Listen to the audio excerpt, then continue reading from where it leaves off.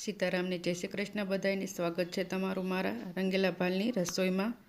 તો આજે આપણે ટેસ્ટી એવું લીંબુનું અથાણું બનાવીશું, જે આપણે લીંબુને આથવાની મહેનત વગર લીંબુનું ગળ્યું અથાણું બનાવીને તૈયાર કરીશું। ઘરે જમીએ કે રેસ્ટોરન્ટમાં ગુજરાતીઓની અથાણા વગરની તો થાળી અધૂરી જ હોય છે, એમાં ઘરે બનાવેલા અથાણાની તો વાત જ કંઈક અલગ હોય છે।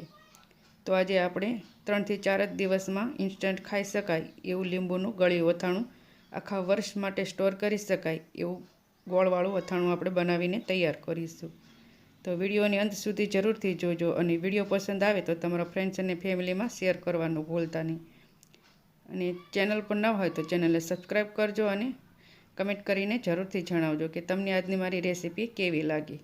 તો ચાલો બનાવવાની શરૂઆત કરી લઈએ। તો સૌપ્રથમ તો લીંબુ કઈ રીતના લેવા એ આપણે જોઈ લઈએ। તો અત્યારે આપણને આ રીતના પીળા લીંબુ મળતા હોય છે, રસથી ભરપૂર હોય છે, અને એની છાલ ઉપરથી એકદમ પતલી હોય છે। તો આ રીતે દબીને તમે જોશો તો લીંબુ એકદમ કૂણા અને રસથી ભરપૂર હોય છે। તો આ રીતના આપણે એકદમ પીળા લીંબુનો જ ઉપયોગ કરવાનો છે, અહીંયા આપણે કાચા લીલા લીંબુનો ઉપયોગ નથી કરવાનો। તો આ રીતના આપણે પીળા લીંબુનો જ ઉપયોગ કરવાનો છે। તો અહીંયા મેં 250 ગ્રામ લીંબુ લઈ લીધા છે। તો એના પ્રમાણમાં આપણે બીજી વસ્તુઓ પણ જોઈ લઈએ। તો અહીંયા આપણે હવે જોઈ લઈએ।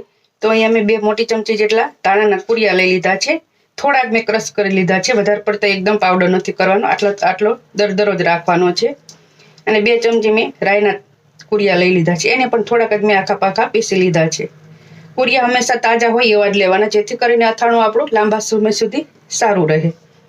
અને અડધી ચમચી જેટલા મેં મેથીના કુરિયા લઈ લીધા છે, અને અહીંયા મેં એક તજનો ટુકડો લઈ લીધો છે, 8 થી 10 મરી લીધા છે, અને 3 થી 4 લવિંગ લઈ લીધા છે, જેને આપણે હવેજમાં એડ કરીશું।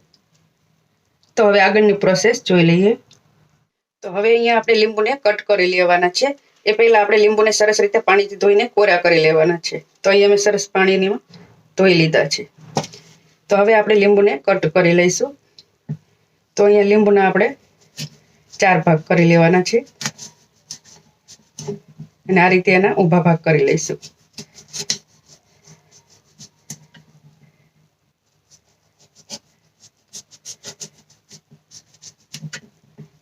તમારે હજી ઝીણા ટુકડા કરવા હોય તો તમે 8 ટુકડા પણ કરી શકો છો, પણ અહીંયા હું 4 ટુકડામાં કટ કરું છું। તો આને આપણે એક વાસણમાં લઈ લેવાના છે, અને આ જ રીતે આપણે બધા લીંબુને કટ કરી લઈશું।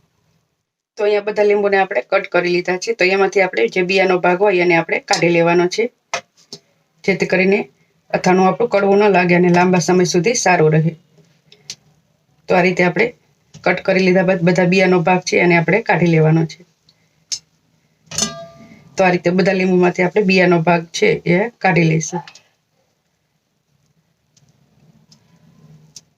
તો અહીંયા લીંબુને આપણે બિયા કાઢીને તૈયાર કરી લીધું છે। તો હવે એમાં આપણે 1 ચમચી હળદર એડ કરીશું, અને 1 મોટી ચમચી જેટલું મીઠું એડ કરીશું, અને બંનેને સરસ રીતે આપણે એમાં મિક્સ કરી લઈશું। તો હળદર અને મીઠાને આપણે સરસ રીતે લીંબુ ઉપર કોટ કરી લેવાનું છે। તો હળદર અને મીઠું સરસ રીતે લીંબુ ઉપર કોટ થઈ ગયા છે। તો હવે એને આપણે વાસણમાં કાઢી લેવાનું છે। તો લીંબુને આપણે બાફવાના છે, તો જે કુકરમાં સમાઈ જાય એવું વાસણ આપણે લેવાનું છે, કે જે કુકરમાં સરસ રીતે ફીટ આવી જાય। તો લીંબુને આપણે આ એક બાઉલમાં લઈ લેશું, અને આને આપણે 2 સીટી કરી લેવાની છે। તો અહીંયા મેં કુકરમાં કાંઠો રાખીને 1.5 ગ્લાસ જેટલું પાણી ગરમ કરવા મૂકી દીધું છે, એમાં આપણે આ બાઉલને મૂકી દેવાનું છે,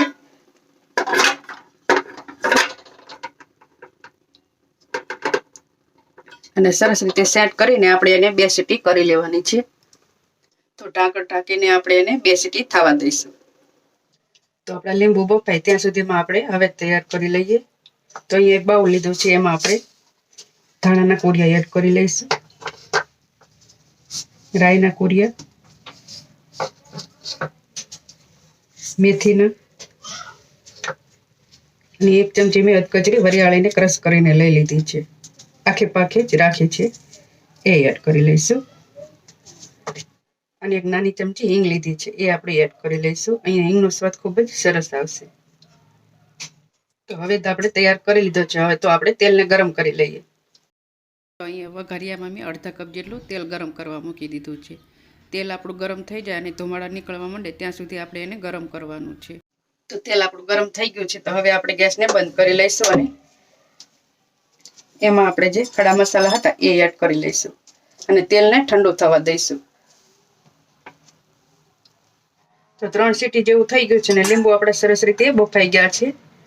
તો હવે એમાં થોડુંક મીઠાનું અને હળદરનું પાણી છે. તો આપણે એને બહાર કાઢી લઈશું જેથી કરીને સરસ રીતે કોરા પડી જાય. તો અહીંયા આપણે એક કાણાવાળા વાસણમાં આપણે એને એડ કરી લઈશું જેથી કરીને પાણીનો ભાગ બધો નીતરી જાય. સરસ રીતે ફેલાવી લઈશું. પાણી નીતરી જાય અને લીંબુ પણ આપણા ઠંડા થઈ જાય. તો આ રીતે આપણે એને થોડી વાર માટે રાખી દઈશું. તો અહીંયા તેલ આપણું થોડુંક ઠંડુ થઈ ગયું છે. ધુમાડા એના નીકળી ગયા છે. તો હવે આપણે એના હવેદમાં થોડુંક સતપ ગરમ હોય ત્યારે આપણે એને એડ કરી લઈશું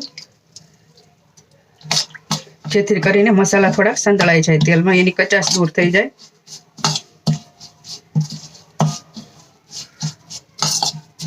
તો અત્યારે આપણે આટલું જ એડ કરવાનું છે, પછી બાદમાં થોડુંક એડ કરીશું.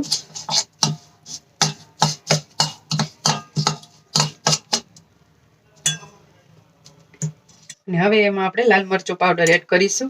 અહીંયા તમને જેટલું તીખું પસંદ હોય એટલું તમે એડ કરી શકો છો. અહીંયા હું મોટી 1 ચમચી જેટલું લાલ મરચું પાવડર એડ કરું છું. હળદર અને મીઠું તો આપણે એની સાથે લીંબુમાં લગાવ્યું જ હતું એટલે અત્યારે આપણે નહીં લગાવી. તો મરચાંને આપણે સરસ રીતે મિક્સ કરી લઈશું.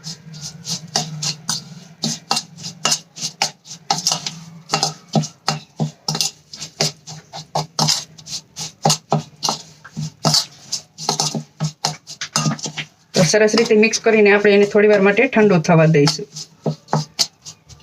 તો મસાલો આપણો ઠંડો થઈ ગયો છે. 50 ગ્રામ લીંબુ સામે મેં 250 ગ્રામ ગોળ લઈ લીધો છે.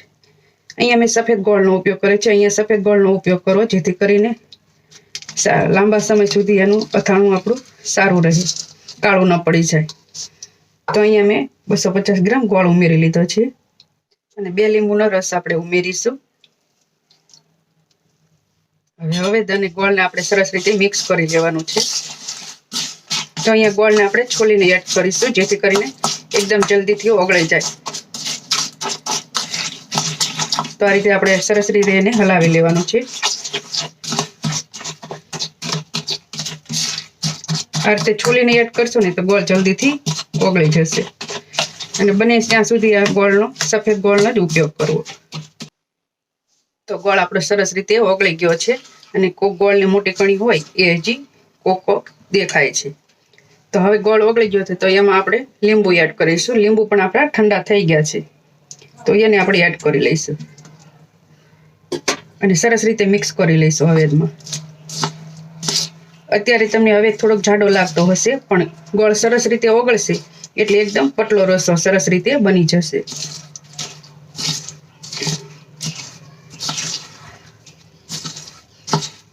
તો હળા હાથે બધાને લીંબુને આપણે સરસ રીતે મિક્સ કરી લઈશું. એકદમ સરસ સુગંધ આવે છે. જોતા જ ખાવાનું મન થઈ જાય એવું આપણું લીંબુનું અથાણું બનીને તૈયાર થશે. અને 3 થી 4 દિવસમાં લીંબુનું અથાણું ખાઈ એવું તૈયાર થઈ જાય છે. સરસ રીતે મિક્સ થઈ ગયું છે. જે બાકીનું તેલ હતું 1 ચમચી જેટલું એ પણ આપણે એડ કરી લઈશું અને સરસ રીતે ફરીથી મિક્સ કરી લઈશું.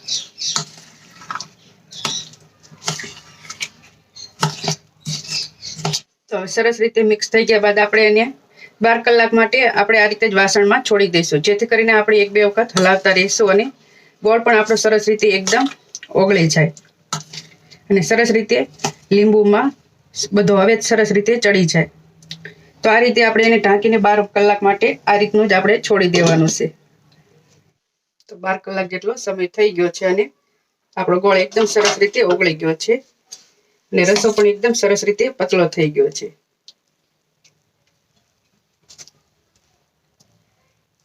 અને રસો એકદમ સરસ રીતે લીંબુમાં સરસ રીતે ઉતરી ગયો છે. તો આપણું સરસ મજાનું અથાણું બનીને તૈયાર છે. આ અથાણે તમે 3 થી 4 દિવસ બાદ ખાઈ શકો છો. તો આને આપણે બરણીમાં ભરી લઈશું. તો તો અહીંયા મેં એક કાચની બરણી લઈ લીધી છે અને સરસ રીતે ધોઈને સાફ કરીને કોરી કરી લીધી છે. તો હવે આપણે કાચની બરણીમાં એને ભરી લેવાનું છે.